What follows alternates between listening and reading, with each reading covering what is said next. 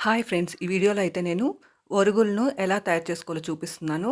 ముందుగా బియ్యాన్ని, సగ్గుబియ్యాన్ని బాగా కడిగేసి ఒక కాటన్ క్లాత్ పైనైతే ఆరబెట్టేసి, ఆ తర్వాత బయట పిండి మిషన్‌లో అయినా లేదంటే మిక్సీ జార్‌లో అయినా పొడిలాగా చేసి పెట్టుకొని, ఆ తర్వాత ఒక పాత్రలోకి ఆ పిండిని యాడ్ చేసి, దానికి తగినంత వాటర్‌ని యాడ్ చేసి, అందులోకి తగినంత ఉప్పు, ఇంకా జీలకర్రని యాడ్ చేసేసి బాగా ఉడికించుకోవాలి. ఆ తర్వాత ఆహ్, మనకు వడియాలు తిప్పడానికి తవ్వలు దొరుకుతాయి కదా! దాంతో ఇలా తిప్పేసుకోవాలనమాట. ఇలా మురుకుల్లాగా తిప్పుకోవచ్చు. లేదంటే స్పూన్ తీసుకొని మనం సర్కిల్ షేప్‌లో కూడా వేసుకోవచ్చనమాట.